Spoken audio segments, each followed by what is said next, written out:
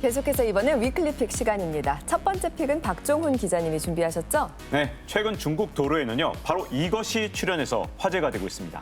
이것이라 뭐 야생동물 같은 건가요? 네, 바로 무인 택시인데요.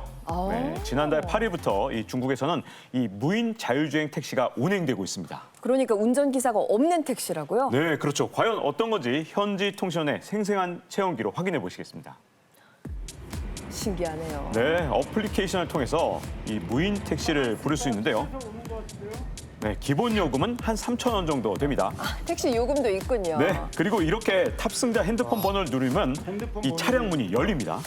자, 그런데 보세요. 차 안에 지금 보시는 것처럼 아무도 없습니다. 운전석이 비었어요. 네, 말 그대로 저게 무인 자율주행 택시입니다.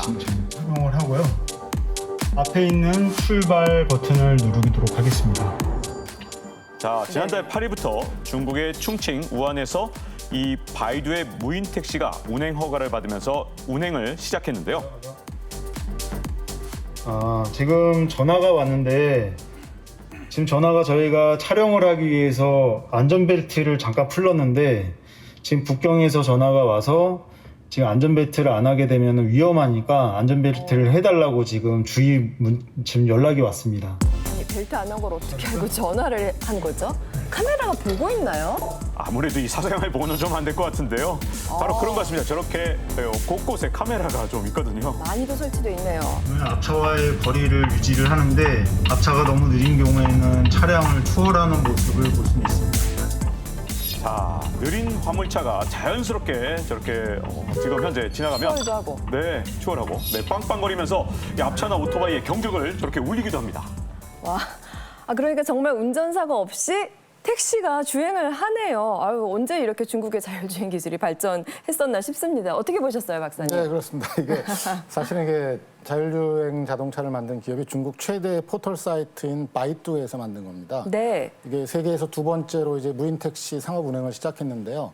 세계 최초는 미국 GM의 그 자회사인 크루즈가 지난 6월 말에 먼저 시행을 했습니다. 미국이 먼저 했고. 불과 한 달 만에 이제 중국이 뛰어드는 거죠. 네. 근데 이 바이두의 자율주행차 홍보 문구가 뭐냐면 깐차오 메이고 미국을 추월하자입니다. 네, 중국이 이렇게 추월하겠다. 미국보다 네. 뒤늦게 뛰어들었는데도 불구하고 네. 기술 격차를 급속하게 줄일 수 있었던 것은 중국 정부의 전폭적인 지원이 있었기 때문으로 보입니다. 그렇군요. 궁금해서 한번 타보고 싶기도 하고 그런데 정말 안전할까 사고가 나지 않을까 불안하기도 해요. 네, 그런 측면이 분명히 있는 게요. 미국조차도 이 무인 자율주행 택시가 오작동을 일으키는 일들이 일어나고 있는데 네. 이 대표적으로 갑자기 여러 차량이 한 곳으로 몰려가서 이 4차선 도로를 막는 상황도 벌어졌고요. 화재 진압을 위해 출동하는 소방차를 가로막기도 했는데 다행히 아직까지는 인명 피해는 없지만 시행착오가 좀 있는 것 같은데요. 네네. 이 말이 나왔으니까 말인데 여기 중국 바이두의 무인 택시 체험기에도 뒷이야기가 있습니다. 비하인드 스토리요? 네. 뭘까요? 택시 아닌가 봐요. 그렇죠? 보면은 뒤에 지금 차 한 대가 계속 이 차를 따라오고 있거든요. 따라오는 차가 있다고요? 你们那个车子就是跟着我们那个无人车子的吗？对，是吗？那因为安全上的问题是吧？对， 뒤에는 사람이 타고 있네요. 我们这其他的没什么关系。 그러니까 뒤 차가 이 무인 택시가 무사히 잘 주행하는지 확인하는 그런 차인 네. 거예요? 동행해 주는 거예요? 네, 그렇죠. 엄밀히 말해서 무인은 또 아닌 것 같기도 한데 이런 일반 차량에서의 자율 주행은 그래도 많이 들어봤잖아요. 테슬라에서도 그런데 안전성 논란이 있었지요.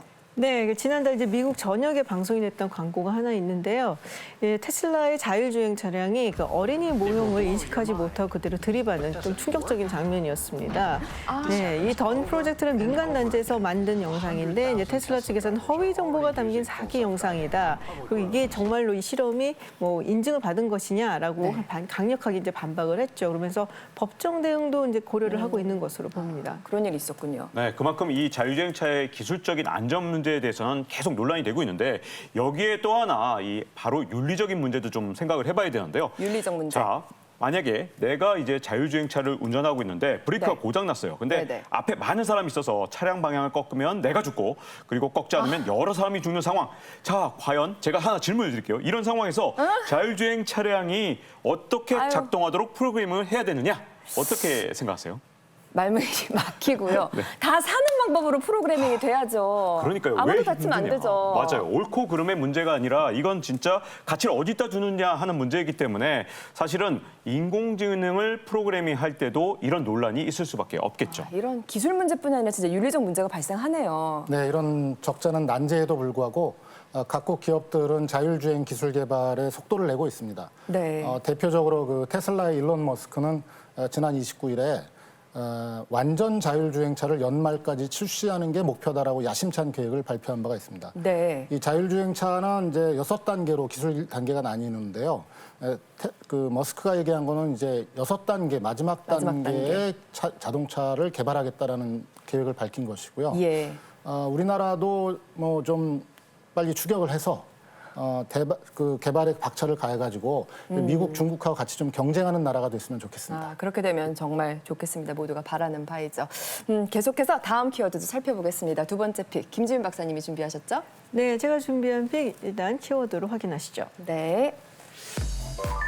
네, 바로 고르바초프입니다. 아하. 예, 소비에트 연방의 대통령이자 정말 20세기 역사에서 빼놓을 수 없는 중요한 인물이죠.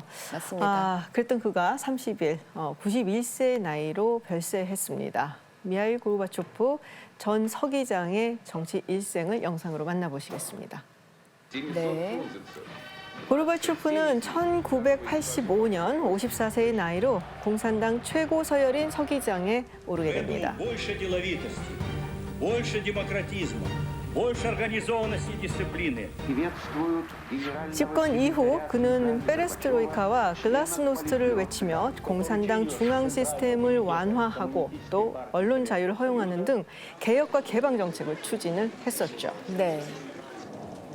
그리고 1987년엔 레이건 대통령과 핵 군축 협상을 하면서 미국과 화해의 손을 맞잡았었고요. 악수를 했습니다. 그리고 소련의 다른 사회주의 국가에 대한 군사 개입의 근거가 됐었던 브레즈네프 독트린도 폐기했고, 그리고 이것은 동구권 공산국가의 민주화를 가속화시키고 또 독일 통일의 단초를 제공했습니다. 네, 베를린 장벽이 무너졌지요. 그리고 1989년 몰타에서 부시 대통령과 만나 마침내 역사적인 냉전 종식을 선언합니다. 냉전 종식.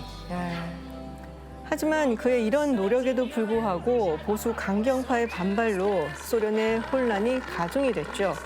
그리고 결국 보리스 옐친이 독립국가 연합을 창설하면서 고르바초프는 사임을 발표하고 소련은 해체됩니다. 와, 일대기를 쫙 살펴본 듯한 기분입니다. 네, 저 윈도우 오브 체인지 하면 생각나는 게 바로 냉전 종식 그리고 독일 통일을 상징하는 그런 노래였잖아요. 네, 맞아요. 근데 고르바초프 하면 또 우리도 이제 낯이 익은 게 이 우리하고 수교를 했을 때 고르바초프가 방한을 하기도 했었죠. 우리나라 왔었어요. 맞아요. 그래서 그때 이제 머리에 세계 지도가 있는 고르바초프가 왔다라는 얘기를 했었는데 네. 사실 우리가 이제 냉전을 거친 세대예요. 그래서 이 핵전쟁이라는 것이 실질적인 위협으로 느껴졌던 세대였고 그렇죠. 그렇기 때문에 이제 부시 대통령 고르바초프 서기장이 당시에 뭐 미국과 소련이 경쟁을 하다가 전쟁이 나거나 아니면은 핵으로 인해서 인류가 멸망하는 일을 없게 하겠다라는 것이 굉장한 위안으로 다가왔었죠. 그리고 큰일이었죠. 그걸로 인해서 또 노벨 평화상을 탔습니다. 맞습니다. 그래서 서방에서는 그를 고르비라는 애칭으로 부르면서 냉전 종식의 주역으로 평가하지만 그런데 정작 러시아에서는 부정적인 평가가 많다고요. 네, 강대국인 소련을 망하게 한 매국노라는 이제 평가를 듣고 있습니다. 근데 배신자. 사실 이제 고르바초프가 개혁과 개방을 추진했지만 그래도 고르바초프는 정말 뼛속까지 공산당원이었어요. 그 당시 그랬군요. 이제 소련의 사회와 경제가 침체되니까 이거를 어떻게 좀 구해보려고 자구책으로 개혁과 개방을 외쳤던 건데 이게 이제 의도치 않게 소비에트 연방의 해체로 이어졌던 것이죠. 네. 그래서 일각에서는 사실은 그 당시 이미 소련은 무너지고 있었고 해체가 될 운명이었다라고 이야기를 하는 사람들도 있는데 예전에 한 다큐멘터리에서 이제 생전의 고르바초프에게 네. 당신의 무덤의 묘비에는 어떤 문구가 적혔으면 좋겠냐라고 물어봤더니 묘비명 문구. 네, we tried 노력했다. 그러니까 본인에 대한 비난을 이제 이미 알고 있고 그래서 네. 30년 전에는 영웅으로 대접을 받았던 인물이 조금은 쓸쓸하게 이제 운명을 달리했다는 얘기를 들으니까 약간은 안쓰러운 마음도 들었습니다. 저는 이 고르바초프의 삶 자체가 정말 현대사 그 자체라는 생각도 함께 해봤습니다. 그리고 이 시기에 유독 비교되는 사람이 있죠. 딱 떠오릅니다. 푸틴 대통령. 네, 그렇죠. 베를린 장벽이 무너질 때 그 푸틴은 당시에 KGB 요원으로서 동독에 근무하고 있었습니다. 네. 이 반정부 시위대의 손에 넘어가면 안 되는 기밀 서류들을 당시 푸틴은 혼자서 이제 자기 혼자 불태웠다라고 자서전에서 회고하고 있거든요. 네. 푸틴은 사실 이런 소련 붕괴라든가 고르바초프의 실권 이런 걸 지켜보면서 강한 지도자를 꿈꾸고 또 소련 재건의 야심을 품었던 걸로 보입니다. 네. 때문에 그 푸틴이 했던 말 중에 인상 깊었던 게 뭐냐면은 소련 붕괴는 20세기 최대의 지정학적 재앙이다 이런 발언을 한 적이 있어요. 네, 맞아요. 예. 근데 반면에 이제 고르바초프는 사실상 장기 독재에 들어선 푸틴을 많이 비판했습니다. 그래서 우크라이나 침공 당시에도 고르바초프는 인간의 생명보다 소중한 건 없다고 하면서 전쟁을 중단할 것을 요구하는 성명서를 발표한 적이 있습니다. 네. 제가 볼 때 이제 냉전 종식을 이끌어냈던 지도자가 고르바초프인데 다시 또 이 신냉전의 서막이 열리는 이 시대에 사망했다라는 게 참 아이러니한 것 같습니다. 정말 그러네요. 다시금 세계에 평화의 바람이 불어오면 좋겠습니다.